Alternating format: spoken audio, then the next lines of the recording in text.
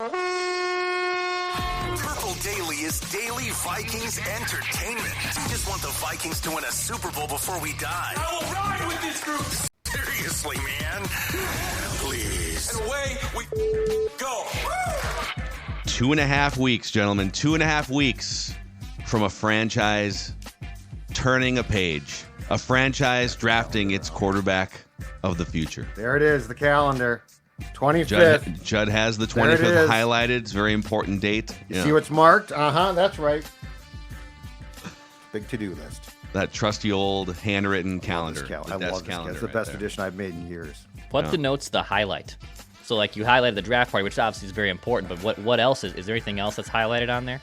I have an upcoming, on the 18th, we have a company spot that we're going to record. I won't unveil the details, but I have that. Oh, that's a fun little thing that's going to happen. Yeah, you'll see it on the YouTube channel. But I don't want to forget it, so it gets the highlighted. Sure, of course. I like it because like if it's just Twins games or something, I'm not going to highlight them. So the highlighter for you acts as like an alert for other normal people that pops up on your phone, right? And it still pops up on my phone. See, this is what I like to call advanced. How does the planning highlighter pop for up on your phone? For old people. No. The thing is on my phone as well. But like I'll see that the morning of, and I'm like, oh yeah, that's right. But meanwhile, I'll have gone to bed the night before, having reviewed the calendar. Right. Okay. So the desk calendar syncs up with your phone, is what you're saying. Not to joke around, I don't think that this is an old person thing. I am very I like lists. Like I'll make a lot of notes and lists. I like to see things in writing. If that makes any sense. Yeah, I take handwritten notes. Like if I'm in an important meeting or a conference or whatever it is, like I like to do the handwritten notes so I can then translate them. So I'm with you on that one. Calendar, I don't know. Your system gives me anxiety where you've got like some things that are highlighted and written down, but then you have like a digital calendar. That gives me anxiety. Personal. We have a weekly one on the fridge that we do Sunday night before bed. Just like, hey, what do we Dawn's have? got one of those as well. Monday, Tuesday, Wednesday. Like I have Twins games Monday through Wednesday, so we write those down. Kelsey has other things going. So like those are that's our one thing. But month out, no. I'm not doing any month calendar. Can't do it. Wow, you guys. So, anyways, glad we could hash that's out our lives calendar right there. methods here. Yeah, hashing it out. Yay for the shared notes doc with your wife here. Going out 6 months, by the way. Anyways, we've got a lot of things in the quarterback watch bin. Quarterback watch 2024 is raging right now, 2.5 weeks before the draft. But before we do that, a shout out to our friends at Kwik Trip, the official convenience store and gas station of Purple Daily, Judd. That's right, Phil. And all right, so the chicken. I've talked about the chicken for weeks now, and the chicken is great. But I'd like to just get back to the quality gas guarantee and the importance of that, because today Dawn had to take my car because her car since Friday has been on E. And so you know what I do? I go to Kwik Trip, I fill that puppy up, I fill that sucker up, and now the car is filled with Why wouldn't you take advantage of the quality gas guarantee to have peace of mind instead of allowing your car to be on E? So what I'm saying is, someone in your family, go to Kwik Trip, fill the car up, and make sure that you have what Kwik Trip assures you, which is one-stop shopping for all the important things in life. That includes having a gas tank that's not on E. Amen. Kwik Trip here powering us through this exciting offseason. Gentlemen, quarterback watch 2024. A lot of different things to get to here. I woke up, we're like 3 days late on this, so I apologize if you guys have already scoured the internet, the audience, and have seen these Merril Hoge quotes. But we have not talked about this on the show yet. So I got a text, I think it was Friday morning, from my old friend Henry Lake. I used to produce Henry Lake's show on KFXN radio like 18 years ago. And he did a 7 p.m. to 9 p.m. show. Then he went to Kansas City and did some sports radio. And now he's been back for the last few years, and he hosts a show on WCCO radio. And he texted me, and he goes, dude, Merril Hoge went off on my show tonight about Drake Maye. And I see Bring Me the News picked up these quotes. Now, who is Merril Hoge, and why does his opinion matter, I think, is something worth discussing here. Because there's probably a lot of younger football fans like, who the hell is Merril Hoge? He played fullback, running back in like the late 80s or 90s, right? But I remember growing up, before all the YouTube film breakdown things that are out there right now, Merril Hoge was the main former player host of Edge NFL Matchup back in like the 90s and early 2000s. He and Jaws were great. Yep. In Ron Jaworski. I mean, you want to talk about Great 30 show, by the minutes way. every week, like 7 in the morning, just football film breakdowns. Yep. Merril Hoge pretty much wakes up in the morning, pours himself a cup of coffee, and grinds film for 30 years, right? There's a famous clip going around from the Johnny Manziel draft lead up where Skip Bayless on First Take at the time and Merril Hoge were debating. And it was Merril Hoge very stoically, confidently, rooted in decades of film study and NFL play, saying anyone who drafts Johnny Manziel is going to have one of the biggest busts in the NFL's history on their hands. I would not take Johnny Manziel until at least like the 3rd or 4th round or whatever he said. And Skip Bayless is standing on the table, pointing across. This is the most wrong you've ever been on a football take. Johnny Manziel is going to take the NFL by storm, right? Of course, Skip Bayless went on to continue to make $6, $7, $8 million a year for his fine. ridiculous sports takes. What's your point? Skip's doing really well. But Merril Hoge, a few different points along the way, has stuck his neck out and said, his very thick neck, by the way. Big neck. He was a neck roll guy. Yeah, pretty sure. He has stuck his neck out saying, everyone thinks this about a quarterback. I actually think this over here. He said some similar things about Caleb Williams, too, kind of giving the Bears a warning shot, like, you got to sit this guy. He's not ready to play week 1. So he went on Henry Lake's show on WCCO, and he said, Drake Maye is the kind of player that will get you fired, especially if you draft him in the top 5 or top 3. He's going to get you fired. He didn't say, I'm a little worried about his mechanics. I'd be a little careful with that. Or I'm not sure I would trade up for Drake Maye. He is saying unequivocally, Drake Maye is the kind of player that will get you fired. And then he was on the Fan in D.C. I was doing some digging, like, oh, he must be saying things about Drake Maye on more than just Lake's show, right? So he was on the Fan in D.C. a couple months ago, and he said he wouldn't draft Drake Maye in the 1st round. Quote, Drake Maye is extremely inconsistent. His processing is inconsistent. He's not extremely athletic. I find him more stiff. He's got a longer throwing motion, which allows for more interceptions. He thinks the Commanders should stay away from Drake Maye at number 2 and go in the Jaden Daniels area. Should the Vikings heed the warnings of Merril Hoge? So this is the good news, at least until it's proven that it's not. These are the type of things that the Vikings should know right now. So these are the type of things, like if anyone at the Vikings heard that and said, oh my God, we're about to make a trade with the Patriots. Oh my God, we're about to make a trade with the Patriots. And Merril Hoge said this about Drake Maye, then I don't trust them. Like that was the thing. In my opinion, everybody gets a chance, right? Like Spielman got a chance, drafted Ponder. It was a disaster. It was in some ways for him as a GM, probably the beginning of the end. But what I don't want is the feeling that I'm not confident that the Vikings don't know everything about Drake Maye that's important. And right now, I can't prove that they don't. Like we don't know what they're thinking. We don't know. We hear things, obviously, and we've got opinions about what they might think, which is what makes the past 2 months so much fun. But the reality is, if Merril Hoge is right, then the Vikings should know that. And they should either pivot to, if they like McCarthy, and let's say McCarthy, they think, oh my God, this guy's great. Let me Google Merril Hoge, JJ McCarthy here. Let's see. Yeah, I hate every quarterback in this draft. I think they all suck. Don't take them.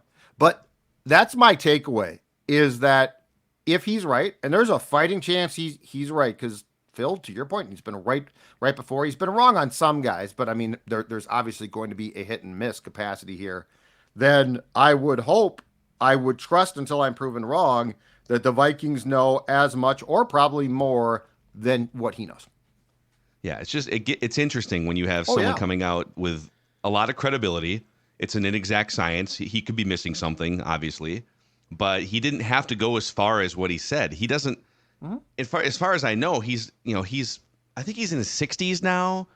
He's not angling for a ratings point on Fox Sports 1 or on First Take or on a podcast. He's just doing interviews as a longtime NFL film expert. And he could have stopped short at something like, I feel like it's going to be kind of a project with Drake Maye. He's the type of guy you're going to want to not throw into the fire. He went 5 steps further and said, if you draft him as high as the Vikings and other teams are thinking of, you will be without a job. And like you said, too, he's an old school Xer and Oer. Like he's not, his main thing has not been to try to say necessarily like inflammatory things consistently. Yeah. So like, I think he believes that. I guess if you could get Kevin O'Connell in a moment of truth, I would love to hear privately, do you agree with this? Privately, do you think he's crazy?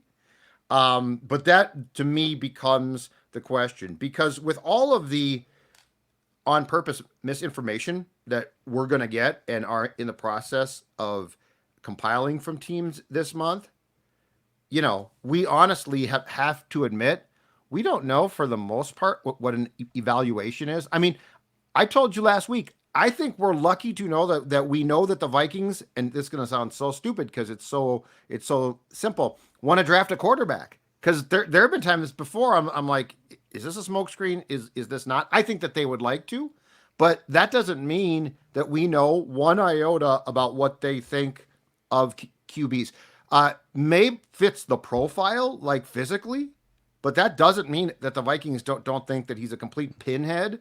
Yes, and without the skills. But this is why I have, people keep, Mackie, you're scared. You're scared. No. People have been all gas, no brakes on trade everything to move up to 3 to get Drake Maye, and then boom, end of story. Vikings found their guy. It's so much more complicated than that.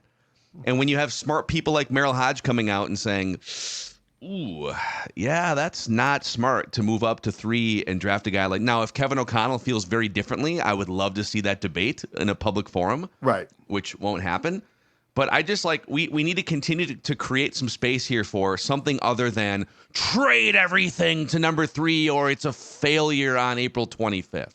I'll throw this in, though. So I think that guys like Pelissero are buddy. I think they accumulate and they deal in information that doesn't have bias. Like they get lied to too. But they also get like a lot of opinions, and some of them are absolutely true. And I thought it was interesting at the league meetings last month when Tom said, I'm talking to a bunch of people outside of the Commanders organization who are saying that at number 2, they like McCarthy a lot. Mm-hmm. See, like this is the thing is, I would like, if they have identified a quarterback that's going to go top 5, and but by them, I mean the Vikings, if they've identified that QB and they can make a strong move to go up and get him, I'm all for that. But yeah, we don't know, and I don't think that we've said this, we don't know who that is. Like they might think Jaden Daniels doesn't fit their system, and they might think Drake Maye is garbage. So McCarthy might be the prize. We don't know. There's also all this gray area ambiguity. It's not a black and white exercise. Like what Merril Hoge said is almost taking it too far. Now, if he's right on this, then congratulations. Because he was right on in a much different way. He was right on Johnny Manziel. Sure. There is a gray area of, okay, if certain teams draft Drake Maye, he's going to get certain people fired. If, in my opinion, if other teams, like maybe the Vikings draft Drake Maye, it sets him off on the best possible path with great weapons, a quarterback-centric head coach, Josh McCown in the room who he knows going back to high school. Mm-hmm. So I think there's like a sliding scale of, okay, if the Patriots draft Drake Maye, and it's first-year head coach, defensive-minded. It's been kind of a train wreck the last few years. 0 threatening wide receivers or perimeter players. Yeah, if they draft Drake Maye, they're probably crossing their fingers. But here on the Patriots front, here's part 2 of Quarterback Watch 2024. Are the Patriots looking to fleece somebody for the 3rd overall pick? So Tom Curran from NBC Sports, it's the NBC Sports Boston Patriots Talk podcast. He said it's going to take more than 3 first-round picks for the Patriots to trade their pick to the Vikings. And even then, they still may not want to trade because they might just want to take a quarterback. Mm-hmm. Quote from Tom Curran, I keep circling back to it's going to be 3 first-round picks, meaning Minnesota's 11th, 23rd, and their 2025 first-round pick. But from what I'm hearing, it's going to take a lot more than that for the Patriots to be moved off their spot because they, as a team, collectively understand the opportunity that these 3 quarterbacks represent at the top of the draft. Trade anything. Who cares? Give them another first-round pick. Another first-round pick. Like, where is the line if you are the Vikings where the risk of, as great as those quarterbacks might profile, right? There is a line where the risk outweighs the reward, and standing pat or trading back is a conversation that we should have. The nice thing about this, though, because I tend to agree. I think the Patriots, and they should, I think the Patriots might drive an impossible bargain, ultimately keep the pick, take a QB, and then, as you alluded to, possibly ruin that guy. But the fact is that the nice thing about this for, well, it's not just the Vikings, the Broncos, the Raiders, and possibly the Giants, is I think you're dealing with 3 teams, right? Like you're dealing with the Patriots. I think that's probably going to be a tough one to crack. All right. So now you're dealing with the Cardinals, which I think becomes a little bit more of a realistic thing. And then potentially the Chargers, because if the Cardinals stand pat, they're not going to take a QB. And there is a fighting chance that the Cardinals are going to say, you know what, screw it. We need the receiver, and we like Neighbors. We like Marvin Harrison Jr. So if it was just one team, I'd say you're sort of screwed. Like if this was the Patriots, you had to trade with the Patriots. Everyone had to go through them. But I think that the reality is there's probably 3 spots here instead of just one. And that's where I think it becomes at least realistic to deal in the conversation of a trade up.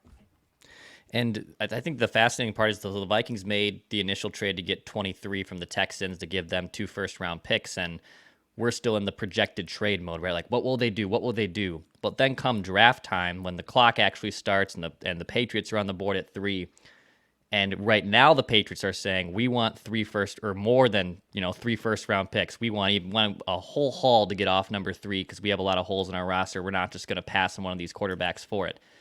As draft time happens and those calls don't start to come in, as the Patriots GM tries to figure out what the heck to do you limit and do you kind of hedge on what you actually want? So I think it's fascinating to have the conversation of, hey, they want 5 picks. They want, all these picks to do right now on April 8th.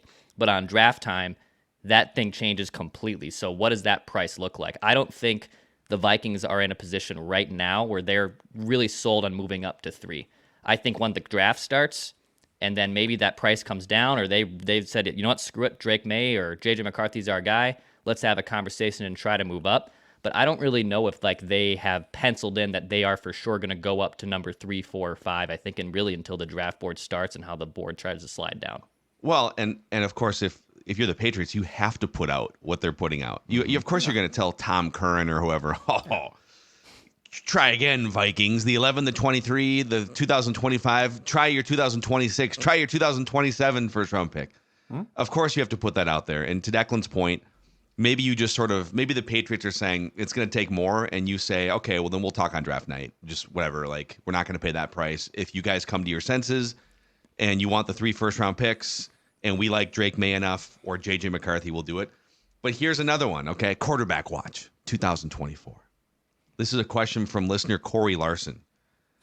He sent this in over the weekend. He said, would you still trust Kevin O'Connell if he loves Spencer Rattler? This is who Thor brought up as his quarterback sleeper of the draft, basically, like a day 2, day 3 sleeper. Would you still trust KOC if he loves Spencer Rattler and the Vikings draft him 23rd overall? They go defense at 11. Maybe they trade back, get an extra second-day pick, and they go Spencer Rattler at 23rd. Because what's happening right now is we're all making these assumptions based on mock draft boards, and you know that the draft never plays out chalk the way that mock draft consensus shows you. And I feel like most Vikings fans have their hearts set on Trade up for a Drake Maye, trade up for a JJ McCarthy. Anything less than that is a failure, and everyone should be criticized. But behind closed doors, if you were to ask Kevin O'Connell, why don't you rank your favorite quarterbacks through this process? What if he has JJ McCarthy number 1? Like, take Caleb Williams off the board maybe. Right. And he has Spencer Rattler number 3. Jaden Daniels is in there too, but he's unattainable at number 2. If they did this, people would lose their minds. Mm-hmm. But I'm not going to. If Kevin O'Connell likes a quarterback, it doesn't mean that he has to. It might mean that he likes that quarterback and could still get him without giving up 3 future first-round picks, and you could build out your roster. So would you still trust KOC if he loves Spencer Rattler from Corey Larson? I wouldn't like it as much, but so Spencer, like to me, Bo Nix and Rattler are projects to a certain degree. So, but Drake Maye's a project, and we're acting like he's not. Well, Drake Maye, but those top QBs are higher end projects. There's a conversation to be had about like what you don't like or what like Hodge does not like about Maye. But if you traded back and got Spencer Rattler in the second round and thought that you could play Darnold for a season and develop him, or Nix, I think the only quarterback that I would probably take in the with a first round pick beyond the ones that we talk about the most is Penix, which I've said, and I think Penix might go, like as much as Thor said, I think Penix might go. There's a window here. I could see him. I could see the Vikings feeling the need to take him at 11 because of the fact that we don't know how teams think about QBs. So I could see that one. But if you traded back and took Rattler in like the second round because you got a second round pick in a trade and you said, I love this guy, then I think he's a developmental guy for a year. You see where things go. If you clearly like him that much. But yeah, I don't think it would be seen PR wise. I don't think it would go over well. But if Kevin O'Connell said this guy is the cat's meow and we are getting a steal, I'd be curious. I just like we're putting these conditions on it. We're like we trust Kevin O'Connell if he does what we think he should do based on 4,000 mock drafts out there. But we don't trust him if there's a quarterback that isn't being mocked in the first round very often. I mean, just on Rattler, and I'm exploring all angles here. I'm not pounding the table to take Spencer Rattler in the first round unless Kevin O'Connell floated a text to the show and said, guys, I don't want Spencer Rattler. Okay. Yeah. But if you go through that guy's history, he was the number 1 high school quarterback recruit in the country. He was the MVP of the Elite 11 group. That's the Trent Dilfer group going back like 10, 15 years where he puts together the top quarterbacks, high school quarterbacks in the country. Spencer Rattler was the MVP of the Elite 11 coming out of high school. He was offered scholarships by Oklahoma, Alabama, Notre Dame, Texas, several other top colleges. He sat behind Jalen Hurts as a freshman at Oklahoma, played really well his first year as a starter, and then kind of struggled that third year, junior year. Well, they had Caleb Williams in waiting, so they just put Caleb Williams in. He got benched for Caleb Williams, who's now the number 1 overall pick, 2 years later. Mm-hmm. And then he transfers, and he doesn't light it up like Caleb Williams did at USC or Oklahoma, but he does enough to be most likely a top 3-round draft pick. He salvaged his stock. I'm just saying, like, there's a chance KOC could look at him and say, yeah, I can work with this guy. This guy's a dog. I'm in on this. And a lot of Vikings fans have completely closed their minds off to anything other than you must trade up for Drake Maye. Well, you don't, but you do have to have, if you have decided that you think all 4 of the top guys, or let's say 2, let's say Maye and McCarthy, if you think this is a lot of smoke, they're not that good, then I'm like, okay, I'll trust you on that. But if you think JJ McCarthy is fantastic and somebody else comes in and says, we think that too, and we're going to make a bigger trade than you make because we trust our people. And you're like, well, we sort of do, but we don't. That's my problem. Is the Vikings have, and I mean this goes way back before Kwesi and O'Connell. The Vikings, when it comes to the quarterback position in the first round, have either stood pat and tried to be safe, which in some cases has backfired badly. But if you leak out post-draft, we didn't like any of those guys, the top guys. then I trust it a lot more. If you get cold feet, and this is where I think fans are concerned, and we'll find out on April 25th altogether at the Fillmore, where fans are concerned is if you get gun shy because now you're like, I don't know, we just can't do that. That's what Vikings fans are tired of. But if you've decided McCarthy and Maye aren't that good, then I will hear it. You have to kind of blindly trust Kevin O'Connell here. Yeah. Like at the end of the day, you have to blindly trust him for better or for worse. If he is indeed the quarterback whisperer and you really think the Vikings are on the right path with Kevin O'Connell as the head coach, then you have to kind of blindly follow him. And I'm more leaning on Phil's side that, hey, if it's Rattler, like at first impression, first taste of that bite, I'm like, I don't know if I want to finish this meal. But you know what? It was chef crafted, and I'm going to finish it, and I want to give it a shot, and we'll see what comes out the other end. But I also think you have to really trust Kevin O'Connell here, whether that's Penix or Bo Nix. You just kind of got to blindly trust him if you're indeed a fan of Kevin O'Connell and what he can bring to the Vikings. But if O'Connell takes a consolation prize because the franchise blinked, I got a problem with that. That's my problem.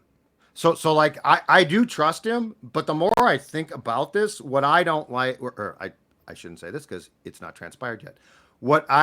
The different story to me is loved McCarthy. Somebody else came to the Cardinals or Chargers and said, hell no, we're going all in. And you're like, whoa, Kevin, we can't do this. We can't do this. That would be my problem. But again, if it leaks out, Kevin O'Connell liked Caleb Williams, like Jaden Daniels, and they were gone, and he thought the other two were very suspect, then I feel differently about this conversation. I want to bring up one more thing, and then we'll get to Judd. Judd has a pecking order for us here, or a pie chart, I should say. He's got a pie chart for us to go through. The last time a draft shaped up almost exactly this way for the Vikings was 1999, where it was very likely that the first three picks were going to be quarterbacks, and the Vikings had the 11th overall pick, and they needed a quarterback. So like it's pretty much the same. 25 years later, it's kind of the same scenario going into the draft. And Tim Couch wound up being the first quarterback off the board to the Browns. That didn't work out very well. Mm-hmm. Donovan McNabb was a big hit for the Eagles at number 2. But if the 1999 draft were being played out here this week, 2.5 weeks leading up to the draft, and YouTube existed, and Apple and Spotify existed, and Purple Daily was a thing back in 1999, a lot of Vikings fans would be pounding on the table saying, do whatever it takes to get to that 3rd overall pick, to get one of those 3 quarterbacks. Go get Akili Smith, number 3 overall. Trade whatever you have to trade to get up into the top 3. And Akili Smith could be yours, right? Well, the Bengals drafted Akili Smith. He's one of the biggest busts in the last 25 years of quarterback drafting. The Vikings stood pat at 11 and drafted Dante Culpepper. That was coming out of 98 with Cunningham still, right? But Cunningham, but Cunningham was like 36 years old. You knew that it was very similar. You had Kirk Cousins, 36. Cunningham was 36. Right. You knew that you were going to be drafting a quarterback at some point for the future. Because at that point, 40-year-old successful quarterbacks did not exist. Tom Brady was not a thing yet. But what you had was, and what Denny, because again, he passed on, as I recall, Javon Curse, and they needed an edge really bad. And what Denny had, and it turned out to work perfectly too, was he had the luxury of time as well. So like he could take, if you recall, in 99, when Cunningham asked to be benched in Detroit, Jeff George stepped in. So again, this gets back to process. Like if Cunningham had been thrown in the day that or if Culpepper had been thrown in, the day that Cunningham was peeing down his pant leg in Detroit, and basically, as far as the superstar Mike Morris has told us, went to Denny at halftime in Detroit and said, "You got to bench me. I can't play anymore." Yeah. Well, Sam Darnold is Jeff George. Yeah. So he had the luxury though of Jeff George as the backup, and Culpepper never had to play. So I think this conversation really goes to a deeper place as well. And I'm not saying Akili Smith would have succeeded or not here, but I am saying How many times We should do that podcast. How many times have we talked about this? The environment, right? So like if you take, I don't know, take your pick. Let's say Drake Maye is a great kid with all the tools, but fundamentally screwed up right now. Like his fundamentals suck. And you could say, all right, dude, you're not going to play. This is no slight against you, but we're going to develop you. Yep. And Darnold ain't great, but that's okay. Might get us a higher pick if you hold onto it. I don't know the circumstances, but you have the luxury of time. See, that's the thing is, okay, Merril Hoge might be exactly right, as you said, Phil. If you take Drake Maye and are like, all right, game 1, Patriots season starting, go to work. Over. Exactly. So like these are the things, and this is where when we talk about trusting O'Connell, I don't think it's just like the scouting. Like I watch a lot of film. I think it's all of these things. I think it's the ability to wait. I think it's the ability to say, you know what, Drake, you're not prepared, but you're going to be, and you're really good. And I'm going to work with you every single day. And come 2025, you're going to be a professional QB. These are the things. For instance, Manziel. Johnny Manziel did have talent. Now he was a little bit small, but he did have, but who the hell vetted him? A functioning alcoholic, basically, or not, and said, like, how do you not know that? And how I think do you he was not a say, non-functioning alcoholic, is what I would call it. but I'm saying he was a functioning quarterback alcoholic, like he could play quarterback in But college. In college, yes. But anyway, my point was exactly that. Like, how did you not find out about that? He was DOA from day one professionally. So when like you and Declan and I say you're gonna have to trust O'Connell, it's not just like his scouting eye. It's all of these things. Like right, this is why it's so tough. But a couple things off this. I love there is an alternate universe where maybe if Akili Smith in 1999 doesn't get drafted to a dumpster fire Bengals franchise. Correct. And that's the thing. The Bengals were drafting someone to save us, please. We need someone. We need one person to save our garbage franchise. The 1999 Vikings had Dennis Green as a head coach, a great offensive-minded head coach, coming off the greatest offensive season in NFL history. Randy Moss, Chris Carter was still a part of the game plan in 1999. Robert Smith, right? Like you had really good offensive infrastructure. Is there a world where Akili Smith becomes the quarterback that Dante Culpepper became for 4 or 5 years because he was drafted by a different team? And we'll never know. We don't get to play that out. But the last thing I'll say, and then we'll get to Judd's pie chart, is if we're gonna play the have trusting Kevin O'Connell card, then we need to be open to playing that card anywhere in the first round. That's all I'm saying. Yeah. That I'm not going to sit up here. He has way more knowledge than I do about this quarterback class because they've spent hours with at least some of these guys, and they've broken down all the film, and they're professional, football people in offices for 20 hours a day. They don't sleep, they wait. That if I say I trust Kevin O'Connell if he drafts these 2 quarterbacks, but I don't trust him if he drafts this quarterback, then I feel like that's a really shaky piece of ground to stand on. I feel your best chance, and we talked about him a ton and have not as much. I feel your best last chance of that top end is Penix, who fits O'Connell's system well, who has knee problems, which concerns now you're doing exactly what I said. You've crossed that line. You have said I trust Kevin O'Connell up to Penix. I don't trust him with Bo Nix or Spencer Rattler. Well, you know how I feel. Jalen Hurts was a second-round hit. Lamar Jackson was the that's true. 32nd And pick. you know what? If Dante you go Culpepper back, was the 4th quarterback off the board. I do think that there is a conversation to be had that when the conversation gets to Bo Nix, and I guess Rattler is the poster child here, that you would need to get a day 2 pick. Like if you take them first round, I think that is a very questionable move. Penix, if you take first round, I would not be surprised. But if you can get back into day 2 and you trade back and you get a second or third round pick, but at that point in time, again, did you do it because O'Connell said that's my guy, or did you do it because you told Kevin, oh boy, we can't really no, we can't do that. Too rich for our blood. And now he's like, okay, then take Spencer Rattler. Like those are the conversations. Yep. So, it's interesting, man. It's super interesting. It is very interesting. And Merril Hoge is the one that sparked all of this by saying, don't draft Drake Maye, Vikings. Way to go, H. Lake. Get guys fired. H. Lake, TV star on Channel 9 now, too. Love me some H. Lake. Oh, he's great. Love me some H. Lake, yep. Great guy. Hey, a shout out to our friends over at AG1. Trusted by top athletes all over the world, AG1 is a simple and comprehensive foundational nutritional supplement for whole body health. I personally discovered AG1 7-ish years ago. It helps me fill my nutritional gaps, fortify my body so I can focus on slinging football takes here on Purple Daily every single day. Essential vitamins, minerals, nutrients to support daily performance, sustained energy. AG1 is a powerfully simple step you can take today for a better tomorrow. I recommend going to AG1, drinkag1.com/Purple Daily to take ownership of your health. Try AG1 and get a free 1-year supply of vitamin D3K2, and you get 5 of these free travel packs right here too. I'm a travel pack guy now. Nice. I've just gone straight travel packs, bouncing around. Little bottle of water, mix it up. It's great.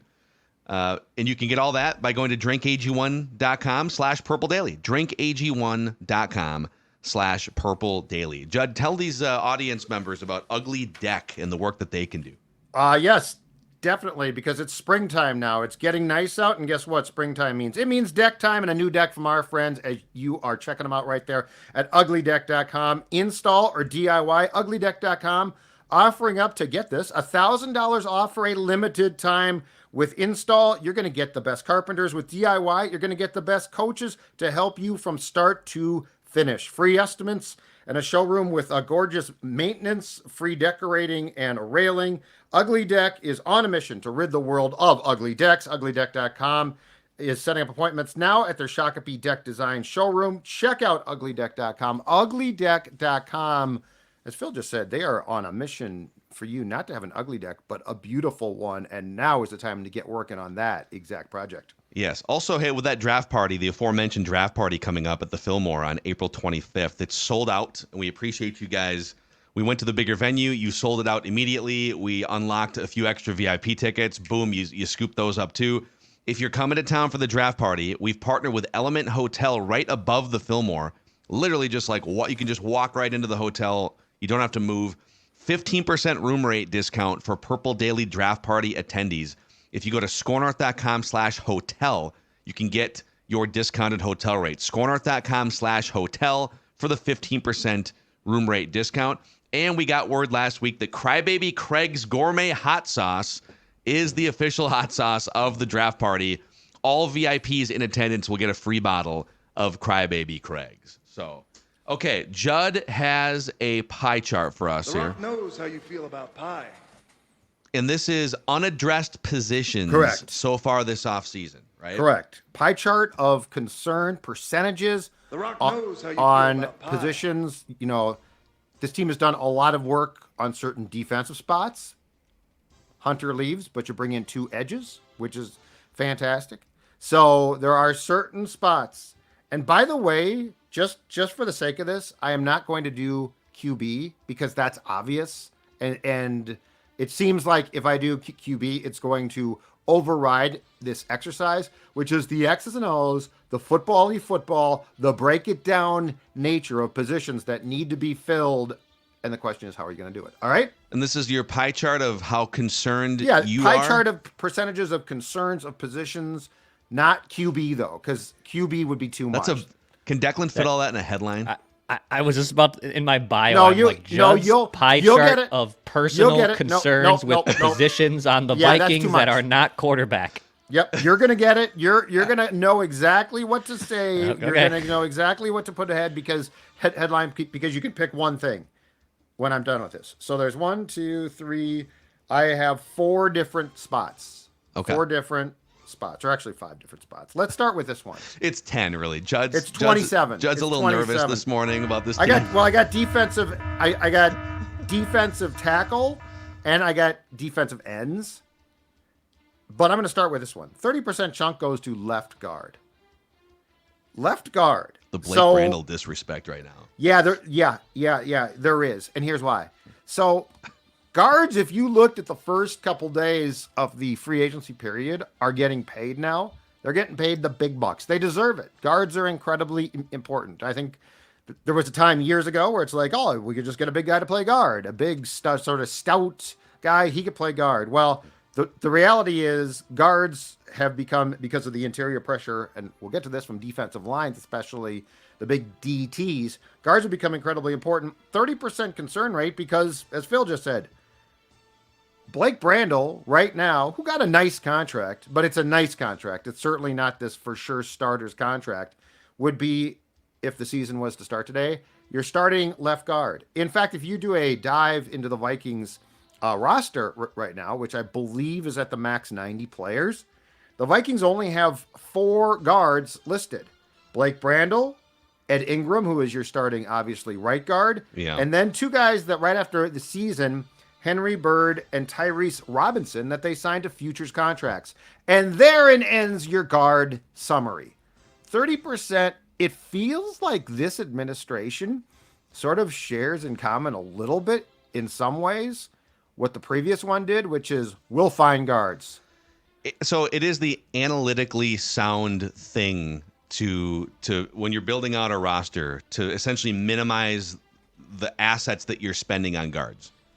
That if you have, a first round pick and a need at guard, you should find something else with that first round pick and fill the need at guard later. Agreed. Because it is, and I say this having followed the Vikings, it sounds ridiculous, but like it is easier to find guys that play guard later in the draft and or for less money in free agency. But I had gotten to the point 2 months ago where I'm just like, this has been such a problem for the Vikings for 10 years. And there's a couple of guys on the free agent market. You've got cap space. Just go spend $18 million to fix the problem. Correct. That might have been a little reactionary. But yeah, generally you should be able to find a guard in the 5th round of the draft. Sure. Most teams anyway. But to your point, in the opening days of free agency this year, you had some pretty smart teams go with what your philosophy had been, which is, screw it. You know what? We're not going to leave this up to chance. And I would say that, so I'm with you completely that my choice would never to be to take a center or guard first round. But I also think we have to be cognizant of the fact that the defensive tackle spot is now ruled by athletes. Like it used to be fat guy on fat guy. And so it's like the guards and center, they could be sort of fat because the DT was fat and everybody was fat. It was a fat fest. It takes a lot more, athletic ability. Now, if you're saying right now, but Sports Dad, Dalton Reisner's still out there. You're exactly right. He is. He's still on his couch. Again, and I don't know if he's trying to get paid too much or what, and so there is certainly a possibility he comes back, I guess. But that being said, I'm still, when Blake Brandel, who you've praised, and by the way, by trade is a tackle, and he's a really good swing guy, like he's a good backup, but it concerns me a little bit that they've gone so far away from what you said, which is, let's just address this. Like, Ed ain't no great shakes, so let's at least get a really good left guard. 30% concern there. Okay. The Rock knows how you feel about pie. All right. I'm going to get creative here because this is going to be very close to guard. I thought about splitting it, and then I thought, that's really boring. I can't do that. I can't open the week by being lazy as splitting this with equal shares. So I'm not going to do it. 28%. 28%, only 2% less. We're at 58%. 28% goes to defensive tackle. Okay. In my research again last night, the Vikings haven't done a thing here yet. Now I'm actually shocked that you're less concerned about defensive tackle than guard. The Vikings had the lowest by a mile. It's very close. Interior pass rush win rate of any defensive tackle. Push back all you want. I don't think you're. The one thing I've never said on this show is I don't think Judd is concerned enough about something. So no, yeah, which is why I thought about just splitting it because I'm probably equally as concerned, but I decided to go out on this limb. So the I guess what you would call the defensive tackles, nose tackles, as they're listed on the depth chart right now, remain Harrison Phillips, who is a nice player, but I'd really like to kick him outside on a 3-4 line, and Jaquelin Roy, who was a draft pick last year. I think they like him, but that's it so far. Yeah. And Harrison Phillips would be a far more effective player if he could be kicked outside on this defensive line, then remain at nose tackle. Now, are they going to draft one? I mean, we've gone through this, right? I don't know. All you guys want to Byron give up Murphy. all your draft picks to get Drake May here. Well, you know got what? all these concerns. You know what? That's we got not. a lot I of concerns explained to you here. what the concern is. Boy, you're all concerned about defensive tackle, but you don't want to keep any draft picks to grab one. Funny how that works. I explained to you what the concern is. I explained it. But anyway, yeah, 28%, and you might be right. I mean, it should probably be tied. It could be a little bit more. We'll see here. And Phillips, just to be clear, is a good player. I just think he's miscast there. Like in the middle of like he's being put in a place where you need a big, strong athlete, really. And I think he plays a role, but I don't think that's it. Yeah. And so, yes, 28%, there's a definite concern, defensive tackle. Okay. Oh, sorry. Let me hit the. There we go. The Rock knows how you feel about pie. The Rock's a little slow moving today after Yeah, he is. taking a choke slam straight to hell Emotional from the last Undertaker. night. I was Declan crying. was crying. I cried. Declan was crying. It was wild. It was one of the coolest finishes to a WrestleMania of all time. The People were pushing back callbacks, on Phil. the long-term story. Well, I explained Cody Yeah, I saw Rhodes' road Yep. over the last 5 years to Vikings fans. If you didn't go check out my tweet, we can talk about it later. We can dissect Some guy this said this that week. you were wrong, that the no. production was terrible. Oh. You started brawling with him. I don't know how you can watch. If you're a I was wrestling fan, I don't know how you can watch that last night and be like, that was terrible. Ah. All right, 20%. 20% goes, thank you, Rock, to the defensive end spots. Both of them. So I'm going to go through what the Vikings have currently listed on their roster. So this is not edge. So this is not the outside. No, this is not Grenard and Van Ginkel. They are in a 3-4. They are OLBs. And so they're the edge guys. This is literally the two guys on the shoulder of the nose tackle, okay? Yeah. So here's what we got so far. Listed as left defensive ends, Jerry Tillery, who was a late first round pick in 2019 by the Chargers. Yeah, old Jer. Was with the Raiders last year and was signed as a free agent who's sort of a guy who is now a project or taking a chance on.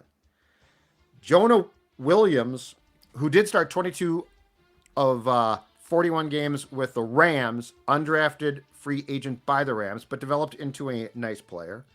On the right side, we've got Jonathan Bullard, who re-signed here, and he's a nice player. And then what's interesting is Jihad Ward, who comes from the Giants and had 5 sacks last year. He is listed in some places as a defensive end, but I think he skews more towards an edge, which, as we just discussed, is an outside linebacker.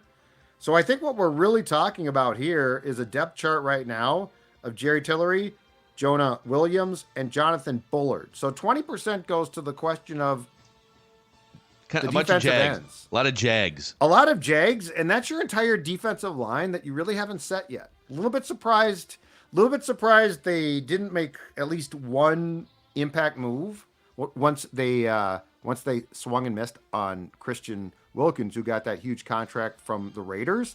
A little bit surprised they didn't make an impact move at either there or guard.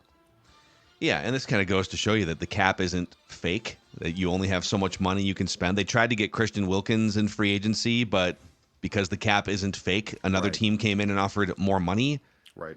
So that's more of the defensive tackle 28% bin for Christian Wilkins, but still, like, you can't just go into the offseason and say, "Oh, we got 6 different holes to fill. We're gonna go break the bank on 5 of them in free agency and then use our draft pick." So yeah, you do need warm bodies, so you do need those guys on your team. But that's pretty much all they are. I don't think any of those guys is going to jump up and all of a sudden be something that they haven't been to this point in their career. Yes. Okay. So the entire defensive line definitely remains a question mark. All right. 12% to get us to 90% goes to the kicker spot. What do you mean they address kicker? You only got one right now. His name is John Parker Romo.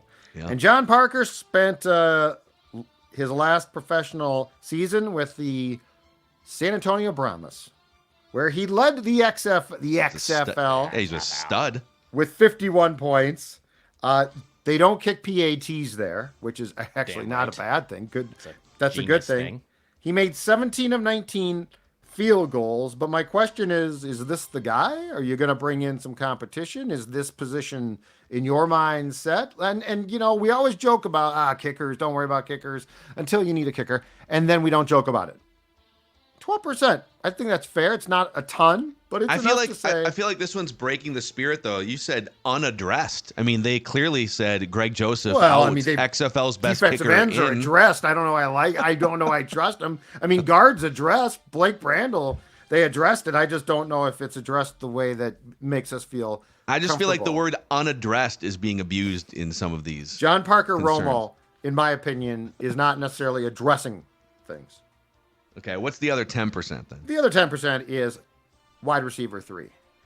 Now, it's a question mark, but here's my take on this one. So when you've got Addison and Jefferson, you're starting off from a great point. But you do need, like, you play a third guy, well, potentially, depending on what the scheme is. You play a third guy potentially a lot. It feels like Brandon Powell, who I think belongs and definitely knows the system. Feels like Brandon Powell's your 3 right now. And Trent Sherfield, who you signed from the Bills, who is more of a blocker and like a really good special teams guy. I don't think I don't think there's any chance he's the third guy. So there's definitely a hole here. I guess my inclination is I was sounding the alarm so thoroughly on guard and defensive line. Yeah. That I didn't create as much for wide receiver 3, but it's no question something that I wouldn't feel comfortable going into training camp with those 2 as my potential third. And then just to go through, because there's a lot of wide receivers on this team: Dalen Baldwin, N'Keal Harry, Lucky and Tristan Jackson, Malik Knowles, Jalen Naylor, who I like, but always seems to be hurt, and Thayer Thomas. I think it would. Those are the rest of your receivers. Clicked a little bit more by now. Some of those guys. He's hurt a lot. The good news is there are a lot of potential WR3s. Correct. Later in the draft. Correct. So like Luke McCaffrey could be your WR3. That's what Thor's hoping for. You know. So there's Judd's pie chart of concern for unaddressed positions, or I'd like more. Unaddressed to the level of Judd's liking. Yeah, just call it pie chart of concern. Because they address kicker. Well, they address left guard in their minds, possibly. It doesn't mean that I think it's addressed. The Rock knows how you feel how, about pie. How about this? Pie chart of room for improvement at position groups. Okay. That works. I'll let Declan put that in the description. I think he's got to pick one spot. I think he's got to pick. Vikings have screwed up kicking situation again. I think I just put pie chart of concerns from Judd, which is always just ambiguous and works perfectly. So should be just fine. I love how things work sometimes. So hey, but we got to get to at least one mock here before we wrap this episode. A meaty episode of Purple Daily here. Yeah, this one PFF just threw a new mock draft out with interesting. Okay. All right. Okay. This one's going to be powered by our friends at Nicolay, this mock draft here, the exclusive personal injury law firm of Purple Daily. Nicolay Law, proud to serve the Twin Cities community. They're just your normal everyday folks, the ones you see at the gas station walking the dog. They know how life is in the Twin Cities. The only difference is they're just normal folks from the Twin Cities who happen to have law degrees here to help you when an unexpected accident occurs. Give them a call at 1-855-NICOLAY or go to nicolaylaw.com. That's 1-855-NICOLAY or nicolaylaw.com. Okay, this is from PFF. Caleb Williams to the Bears. Okay, pop-up thing here. Commanders take Drake Maye. I'm already logged in, PFF. That's a bunch of crap. Come on, PFF. Get your act together. So they got the Commanders taking Drake Maye, which is interesting. I suppose like all the J.J. McCarthy smoke screens, the Jaden Daniels smoke screens. And then Jaden Daniels goes to the Patriots at 3. Cardinals take Marvin Harrison Jr. Ooh, and then there's a projected trade to the number 5 slot. Jimmy Harbaugh, crazy. Where the Minnesota Vikings are now on the clock. The Vikings send the 11, the 23, and a 2025 third-round pick to the Chargers for Drake Maye. I want a mock. I'm sorry, JJ McCarthy. JJ McCarthy. You Drake Maye. Sorry. There's so much Drake Maye slander and hate on your mind right now. You can't get past it. Merril Hoge has just been whispering in my ear. So 11, 23, and a third? And next year's third, yeah. Oh, God, the Fillmore will go crazy in a great way if you do that. In general, if you get to keep your 2025 first-round pick and get a quarterback that you love, you're in great shape. I'm in. Kevin O'Connell loves. I don't care if we love the quarterback. If Kevin O'Connell loves the quarterback. So there you go. The write-up explains how it's hard to find a better environment for a quarterback to flourish than Minnesota. And as a bonus, Harbaugh gets to be the one to send his former quarterback to a fantastic situation and make him a top 5 pick. So, all right. A beefy, almost hour-long episode of Purple Daily here. You know what? We count down the days. If I'm a QB, I might tell the Patriots I'm not showing up. Pulling Elway, Eli. Like, do you want to, like you know the history, right, of going to franchises like that. Why would you look at that and think, perfect situation for a young man, for me? Train wreck. And then, of course, like the media and the fans are going to just throw you under the bus after the 100%. First year. I'm not saying Mac Jones would have been Tom Brady, but Mac Jones had 0 weapons to throw to. He had Matt Patricia as like an offensive coordinator at one point. And he regressed badly because of all that crap. Like, he actually... Get his ass out of here. If you recall, he started off fairly impressive and absolutely went in the crapper because of all the stuff there. Like, Mac Jones is a good example of if he had been in a different set of infrastructure, Vikings or whatever, probably still an NFL quarterback 3 years later. So, all right. Hey, we just want the Vikings to win a Super Bowl before we die, and finding that right quarterback, whether it's Drake Maye or Spencer Rattler. That's the key.